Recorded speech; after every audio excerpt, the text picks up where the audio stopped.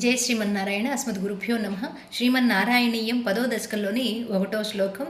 వైకుంఠవర్తిత బలోధ భవత్ప్రసాదాత్ అంభోజయోనిరసృజత్ కిల జీవదేహాన్ స్థాస్నూని భూరుహమయాని తథా తిరశ్చాం జాతిర్మనుష్య నివహానపి దేవభేదాన్. బ్రహ్మగారు ఈ సృష్టినంతా కూడా ఎలా సృజించారు అనేటటువంటిది, దేవ మనుష్య తిర్యక్ స్థావరాల్ని మొత్తాన్ని ఎట్లా సృజించారు అనేటటువంటిది చెప్తూ ఉన్నారు ఈ శ్లోకంలో.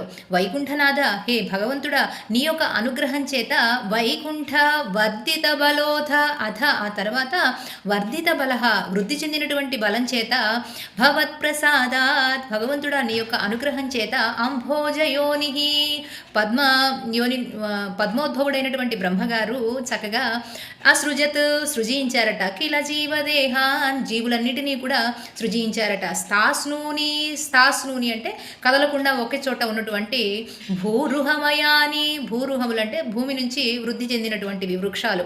తథా తిరశ్చాం అంటే అడ్డంగా పెరిగేటటువంటి జీవరాశి. జాతిర్మనుష్య, మానవ జాతిని, నివహానపి దేవభేదాన్, దేవతలలో కూడా అనేక రకమైనటువంటి భేదాలతోటి గంధర్వ, కిన్నెర, కింపురుష, యక్ష ఇటువంటి భేదాలన్నిటితో పాటు దేవతలను కూడా సృజించారట బ్రహ్మగారు. మిథ్యాగ్రహాస్మిమతిరాగ వికోపభీతి అజ్ఞానవృత్తిమితి పంచవిధాం సృష్ట్వా ఉద్ధామ తామస పదార్థ విధానధూనః తేనే త్వదీయ చరణస్మరణం విశుద్ధ్యై. బ్రహ్మగారట 5 విధములైనటువంటి తామసిక పదార్థాల చేత ఈ సృష్టిని సృజించారట. అది మిథ్యాగ్రహాస్మి అంటే సత్యం అసత్యంగా, అసత్యం సత్యంగా భ్రమింపచేసేటటువంటిది. అహమస్మి అంటే నేను అనేటటువంటి అహంకారము. మతిరాగ వికోపభీతి, మతి అంటే బుద్ధి, రాగము అంటే ప్రేమ, వికోపభీతి కోపము, భీతి భయము, ఈ మొదలైనటువంటి 5 తామసిక పదార్థాల చేత, ప్రవృత్తుల చేత ఈ సృష్టిని అంతా కూడా సృజించిన తర్వాత ఆయనకే బాధ కలిగిందట, అయ్యో అని. అప్పుడు అజ్ఞాన వృత్తిమితి పంచవిధాంస సృష్ట్వా, ఈ 5 రకాలైనటువంటి తామసిక పదార్థాలతో సృష్టి చేసిన తర్వాత ఉద్ధామ తామస అధికమైనటువంటి తామసిక పదార్థాల చేత సృష్టిని సృజించిన తర్వాత విధానధూనః, చాలా బాధపడ్డారట ఆయన.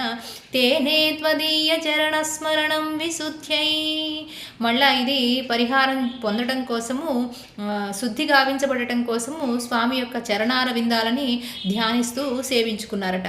మనం కూడా ఈ తామసిక ప్రవృత్తులని వదలాలి అనంటే భగవంతుని యొక్క స్మరణ, ధ్యానం అనేది తప్పనిసరి అని చెప్తున్నారు ఈ శ్లోకం. తావత్ ససర్జ మనసా సనకం సనందం భూయ సనాతన మునిం చ సనత్కుమారం తే సృష్టికర్మణి తు తేన నియుజ్యమానా త్వత్పాద భక్తి రసికా జగృహుర్నవాణి. బ్రహ్మగారు మొట్టమొదట సనక సనాతనాదుల్ని సృజించారట. అయితే వాళ్ళు భగవంతుని మీద ప్రేమ ఉండటం చేత భగవంతుని యొక్క పాద పంకజములయే ముఖ్యము అనుకొని వాళ్ళు సృష్టి కార్యంలో పాల్గొనమని అడిగినప్పటికీ కూడా బ్రహ్మగారి మాటల్ని లక్ష్య పెట్టలేదట, వినలేదట. అదే చెప్తున్నారు ఇక్కడ.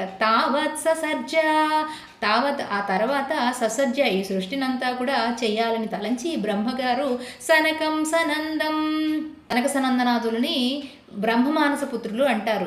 అలా ఆయన మనసులో భావన చెయ్యగానే వాళ్ళు ఉద్భవించారట.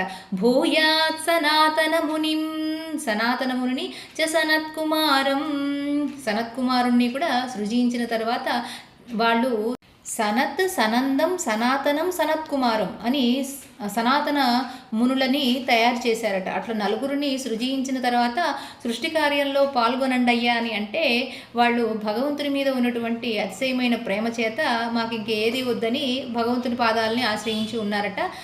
ఏ విధమైనటువంటి లెక్క పెట్టలేదట బ్రహ్మగారి మాటల్ని. త్వత్పాద భక్తి రసిక, భగవంతుని యొక్క పాదాలనే ఆశ్రయించి ఉన్నటువంటి వారు అక్కడి నుంచి కదలలేదట. జగృహుర్నవాణి, బ్రహ్మగారి యొక్క వాక్కులని వినలేదట, లక్ష్య పెట్టలేదట. తావత్ ప్రకోపముదితం ప్రతిరుంధితోస్యా భ్రూమధ్యతో జనిమృడో భవదేకదేశః నామాని మే కురు పదాని చ విరించేత్యాదౌ రురోధ కిల తేన సరుద్రనామా. ఈ బ్రహ్మగారు భగవంతుని యొక్క అనుగ్రహం చేత సృష్టిని చేయడం ప్రారంభించారు అనుకుందాం. మొట్టమొదటిగా ఆయన యొక్క బ్రహ్మమానస పుత్రులైనటువంటి సనక సనందనాథుల్ని సృష్టించారు.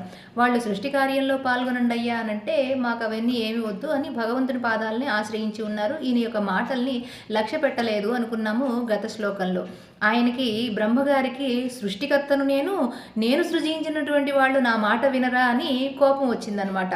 తావత్ ఆ తర్వాత ప్రకోపముదితం పెరిగిపోయినటువంటి కోపంతో ప్రతిరుంధితోస్య దానికి నివారణగా ఈ కోపాన్ని పెరిగిపోతూ ఉండేసరికి భ్రూమధ్యతో జని భృకుటి నడుమ నుంచి ఆ జని పుట్టుకొచ్చారట. ఎవరు? మృడో భవదేకదేశః భగవంతుని యొక్క స్వరూపమైనటువంటి శివుని స్వరూపము వచ్చేసిందట.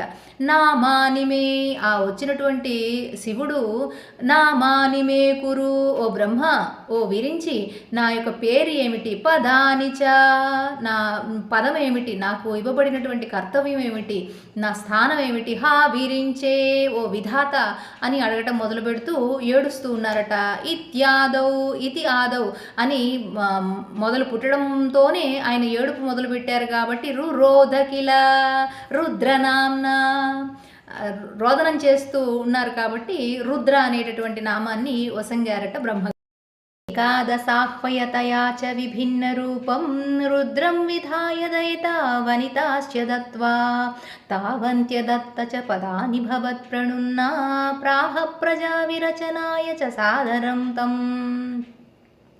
ఆ రుద్రునికి ఏకాదశ రుద్రులకి, ఏకాదశి అంటే 11 మంది, దశ ఏక 11 మంది రుద్రులకి చక్కగా వారికి స్థానాలని ఏర్పాటు చేసి అలాగే భార్యల్ని ఇచ్చి చక్కగా సంతానం వృద్ధి చేసుకోమని చెప్పేసి సాదరంగా కోరుకున్నారట బ్రహ్మగారు. ఏకాదశాహ్వయతయా చ విభిన్న రూపం 11 మంది రుద్రులకి విభిన్న రూపాలను ఏర్పాటు చేసి అలాగే ఆహ్వయతయా పేర్లని తగు నామాలని వసంగి రుద్రం విధాయ దయితా వనితాశ్చ దత్వా వారికి తగినట్లుగా భార్యలని కూడా వసంగి దయితా వనితాశ్చ 11 మంది భార్యలుగా వనితలని దత్వా వసంగి తావంత్యదత్త చ పదాని ఆ తరువాత స్థానాలని కూడా ఏర్పాటు చేసి వారికి శక్తి మేరకు చక్కగా పదాని స్థానాలని ఏర్పాటు చేసి భవత్ ప్రణున్న భగవంతుడా నీ యొక్క అనుగ్రహం చేత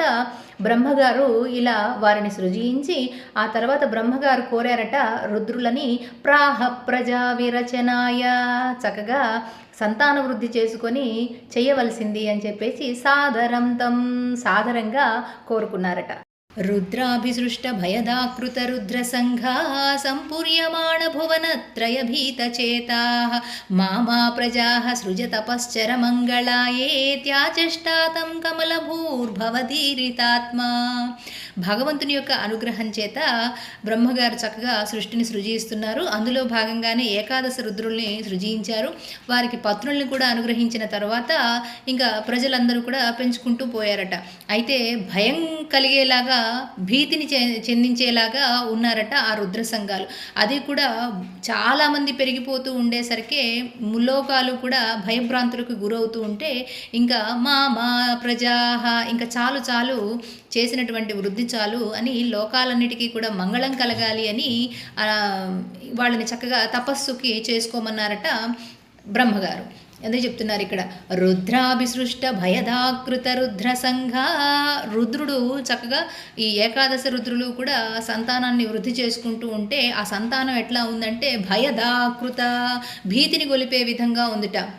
సంపూర్యమాణ భువనత్రయ భీతచేతా సంపూర్యమాణ అంటే లోకాలన్నీ కూడా నిండిపోయేలాగా వృద్ధి చెందుతూ ఉన్నాయట ఆ రుద్రగణాలన్నీ కూడా. దానితోటి ఇంకా ముల్లోకాలు కూడా భయపడిపోతున్నాయట.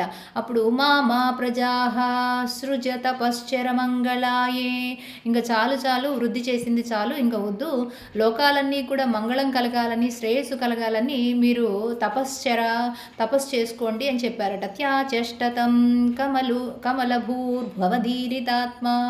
భగవంతునిచే ప్రేరేపించబడినటువంటి ఆ బ్రహ్మగారు రుద్రునికి ఇంకా త్యాచష్టాతం, ఆ బ్రహ్మగారు రుద్రునికి చెప్పారట, ఇంకా వృద్ధి చేసిన చాలు, చక్కగా లోకాలన్నీ శుభం కలగాలని తపస్సు చేసుకోండి అని చెప్పారట. తస్యాదసర్గరసికస్య మరీచిరత్రిః తత్రాంగిరా క్రతుమునిః పులహః పులస్త్యః అంగాదజాయత భృగశ్చ వసిష్ఠదక్షౌ శ్రీనారదశ్చ భగవన్ భవదంగ్రిదాసః. ఆయన యొక్క శరీర భాగాలన్నిటి నుంచి కూడా, దశ ఇంద్రియాల నుంచి ఋషులు మహర్షులు ఉద్భవించారట. సప్త ఋషులు అంటాం కదా, అలా మరీచి, అత్రి, భృగు మహర్షి ఇత్యాది మహర్షులందరూ కూడా ఆయన యొక్క దశ ఇంద్రియాల నుంచి ఉద్భవించారట. తస్య అధ సర్గరసికస్య, సృష్టిని ఇంకా పెంచాలి అనేటటువంటి కోరికతో, ఆ కోరిక కలిగినటువంటి బ్రహ్మగారు మరీచిరత్రిః, మరీచి అత్రి మహర్షి, తత్ర అంగిరస మహర్షి, తత్ర అంగిరస మహర్షి, తర్వాత క్రతుముని, పులహ పులస్త్యః మహర్షుల పేర్లు అనమాట, సప్త ఋషులు. అంగాదజాయత భృగుశ్చ వసిష్ఠదక్షౌ, వీరందరూ కూడా స్వామి బ్రహ్మగారి యొక్క దశ ఇంద్రియాల నుంచి ఉద్భవించారట. శ్రీనారదశ్చ భగవన్, ఇంకా భగవంతుని యొక్క పాదాలనే ఆశ్రయించి ఉన్నటువంటి ఆ నారద మహర్షి ఉద్భవించారట. భగవన్ భవదంగ్రిదాసః, నీ పాదాలనే ఆశ్రయించి ఉన్నటువంటి ఆ నారద మహర్షి కూడా ఉద్భవించారు అని చెప్తున్నారు. ధర్మాధికానభిసృజన్ నథకర్ధమంచ వాణిం విధాయ విధి రంగజ సంకులోభూత్ త్వద్బోధితైశ్చ సనకదక్షముఖైస్తనూజై ఉద్బోధితైశ్చ విరరామతమో విముంచన్. ఈ సృష్టిలో భాగంగానే ఆయన యొక్క శరీరంలోని అంగాల నుంచి ఒక్కొక్కరిగా ఉద్భవింపజేస్తూ, అలాగే దక్ష ప్రజాపతిని, అలాగే కర్ధమ ప్రజాపతిని సృష్టిస్తూ వచ్చారట. తర్వాత వాణిని అంటే సరస్వతీదేవిని సర్వాంగ సుందరంగా సృజించారట. ఆవిడ్ని సృజించిన తర్వాత మన్మథ వ్యాధితోటి బాధపడ్డారట, అంటే కామోద్రేకంతో ప్రేరేపించబడ్డారు. దాన్ని భగవంతుని యొక్క అనుగ్రహం చేత, ఆయన యొక్క ప్రేరణ వల్ల సనకస నందనాథులు, ఆ తర్వాత దక్ష ప్రజాపతి వీళ్ళందరూ కూడా కూడదని చెప్పేసి ఆయనకు కలిగినటువంటి తమో వికారాన్ని నశింపజేయడం కోసం ఉద్బోధ చేశారట. దాని ప్రకారము ఆయన విరరామ, శాంతించి ఆ తమో గుణాన్ని విడనాడారట. అదే చెప్తున్నారు ఇక్కడ. ధర్మాధికానభిసృజన్, అధ ఆ తర్వాత ధర్ముడు అనేటటువంటి ప్రజాపతిని, కర్ధమ ప్రజాపతిని సృష్టించిన తర్వాత వాణిం విధాయ విధి, ఆ బ్రహ్మగారు వాణిని సృష్టించారు, అంటే సరస్వతీదేవిని సృష్టించారు. ఆ తర్వాత రంగజ సంకులోభూత్, రంగజ సంకులోభూత్ అంటే మన్మథ వ్యాధితోటి, మన్మథ బాణంతో పీడింపబడ్డారనమాట. అప్పుడు వారిని వద్దని చెప్పేసి వారించారట. తద్బోధితై, భగవంతుని యొక్క ప్రేరణ చేత సనక సనందనాథులు ఈయన దగ్గరికి వచ్చి సనక దక్షముఖై, వారి ముఖం ద్వారా ప్రేరేపించబడినటువంటి భగవత్ ప్రేరేపణ వల్ల వీరు వచ్చి చెప్పారట ఆ బ్రహ్మగారికి ఇది కూడదు అని. దక్షముఖైస్తనూజై, తనూజై అంటే వారి పుత్రులే కదా, బ్రహ్మగారి పుత్రులే కదా, వారి ద్వారా వారింపజేశారట భగవంతుడు. ఉద్బోధితశ్చ, వారి యొక్క మాటల్ని విన్నటువంటి బ్రహ్మగారు వీరరామతమో విముంచన్, శాంతిని పొంది తమో గుణాన్ని విడనాడారట. వేదాన్ పురాణ నివహానపి సర్వ విద్యా కుర్వన్ నిజాననగణాశ్చతురాననాసౌ పుత్రేషు తేషు వినిధాయ ససర్గ వృద్ధిం అప్రాప్నువంస్తవ పదాం భుజమాశ్రితో భూ. బ్రహ్మగారు ఈ సృష్టినంతా కూడా సృజించేటటువంటి క్రమంలో చక్కగా ఆయన యొక్క చతురానము అంటే ఆయన ముఖం, ఆననము అంటే ముఖం, చతుర్ముఖాలతోటి సమస్తములైనటువంటి వేదరాశినంతటినీ కూడా, వేద సంబంధితమైనటువంటి శాస్త్రాలన్నిటినీ కూడా ఉద్భవింపజేసిన తర్వాత వేదాన్ పురాణాలను, వేదాలని నివహానపి సర్వ విద్య, నిగూఢంగా ఉన్నటువంటి ఆ శాస్త్రాలన్నిటినీ కూడా చక్కగా సృజించిన తర్వాత, సకల విద్యల్ని సృజించిన తర్వాత కుర్వన్ నిజానన, తన యొక్క నిజమైనటువంటి ఆ చతుర్ముఖాల ద్వారా, 4 ముఖాల ద్వారా సృజించిన తర్వాత పుత్రేషు తేషు వినిధాయ, తన యొక్క పుత్రులందరికీ కూడా సకల విద్యలని అభ్యసింపజేసిన తర్వాత ససర్గవృద్ధిం, సృష్టిని ఇంకా సృజించలేక ఇంతకు మించి పెంచలేను స్వామి అని ఆయన అప్రాప్నువంస్తవ, తిరిగి మళ్ళీ సృజించాలంటే ఆయన శక్తి సరిపోలేదు, ఇంకా మళ్ళీ తిరిగి పదాంభుజమాశ్రితో భూత్, భగవంతుని యొక్క పాదాలని ఆశ్రయించారట. స్వామి నువ్వు చెప్పిన మేరకు నేను సృష్టిని సృజించాను, ఇంకా మించి నాకు శక్తి లేదని చెప్పేసి ఇంకా భగవంతుని యొక్క పాదాలని ఆశ్రయించారట. జానన్నుపాయమద దేహమజో విభద్యా స్త్రీ పుంసభావమపజన్మను త్వద్వధూభ్యాం తాభ్యాం చ మానుషకులాని వివర్ధయస్త్వం గోవిందమారుతపురాధిపరుంధిరోగాన్ అంటూ ఈ దశకాన్ని సంపూర్ణం చేస్తున్నారు నారాయణ భట్టతిరి. బ్రహ్మగారికి ఒక కొత్త ఆలోచన వచ్చిందిట. జానన్ ఉపాయ, ఒక ఉపాయము జానన్ ఉద్భవించిందిట. ఏమిటి? దేహమజో, అజహ అంటే ఇక్కడ బ్రహ్మగారిని గురించి చెప్తున్నారు. దేహ విభజ్య, తన శరీరాన్ని రెండుగా విభజించారట. అంటే ఒక భాగమేమో పురుషుడిగాను, ఒక భాగమేమో స్త్రీగాను. స్త్రీ పుంసభావమభజన్, ఒక భాగంలో ఉన్నటువంటి దాని నుంచి మనువు ఉద్భవింపజేశారట. మనువుని మనుహు అభజన్, విభజించిన తర్వాత మనుహు ఒక భాగం మనువుగా, ఇంకొక భాగము తద్వధూభ్యాం, ఆయన యొక్క భార్య అయినటువంటి శతరూపగాను ఉద్భవింపజేసి వారిద్దరి ద్వారా తాభ్యాం చ, వారిద్దరి ద్వారా మానుషకులాని వివర్ధయస్త్వం, మనుష్య జాతిని అంతటినీ కూడా వివర్ధ అంటే పెంచుకుంటూ పోయారట. ఇలా సృష్టిని సృజింపజేసినటువంటి ఓ గోవింద, మరుత్పురనాథ గురువాయూరప్పని రుంధిమే రోగాన్ అంటున్నారనమాట. నా ఈ వాతరోగాన్ని నయం చెయ్యవా స్వామి. బ్రహ్మగారికి సృష్టిని సృజించేటటువంటి శక్తిని అనుగ్రహించినటువంటి ఓ స్వామి, నా యొక్క ఈ వాతరోగాన్ని నయం చేయడం నీకేమంత పెద్ద కష్టం కాదు. కాబట్టి నా సర్వ అనారోగ్యాలని కూడా నశింపజేసి నాకు ఆరోగ్యాన్ని చేకూర్చవా స్వామి.